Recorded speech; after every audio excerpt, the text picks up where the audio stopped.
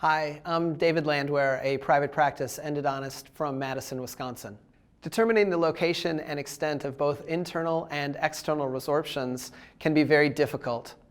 For more than a decade in my private practice, the best way to make this determination preoperatively was to utilize a series of angled radiographs. If an area of resorption is seen with a parallel radiograph, shots can be taken from mesial and distal angles to determine if the resorption is internal or external. If the resorption moves with the angled radiographs, then the breakdown is outside of the canal space.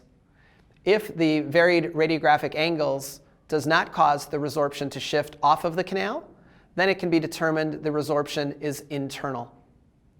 With the development of cone beam computerized tomography, also known as CBCT, we can answer this question prior to treatment.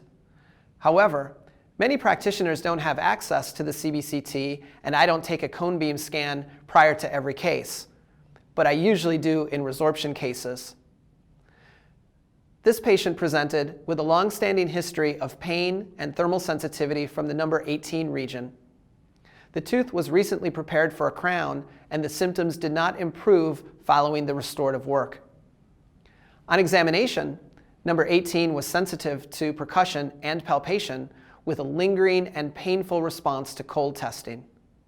The periodontal pockets were within normal limits, and there was no tooth sleuth sensitivity. Radiographically, the apical bone was unremarkable, but there was an area of resorption in the chamber. Clinically, there was no evidence of the resorption, and the angled radiograph indicated the resorption was inside the chamber. The clinical findings were consistent with the diagnosis of an irreversible pulpitis with symptomatic apical periodontitis. The risks and benefits of root canal treatment, no treatment, or extraction were discussed, and a good endodontic prognosis was expected in spite of the resorption. Following access into the chamber, the dentin triangle was removed with a 2008 vortex orifice opener, and the glide path was enhanced with a combination of 10 files and a 1504 vortex blue rotary file. All instrumentation, both hand and rotary, was done with 5.25% sodium hypochlorite in the root canal system. The area of resorption was near the mesial buccal canal orifice, and every attempt was made to preserve the tooth structure near the breakdown to minimize the risk for perforation. The final shape was made with pro-taper next files 1 and 2. The two canals in the mesial root joined at the root apex to exit a common foramen.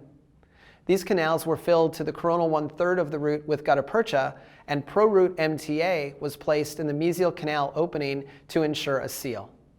There was no evidence of a communication with the oral environment through the internal resorption.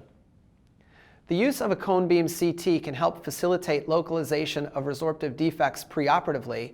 However, if this technology isn't available, a series of angled radiographs can help determine the location and extent of the resorption. If an area of internal resorption is identified, my filling material of choice is pro-root MTA to facilitate the sealing of the root canal system in the most biologically compatible way possible.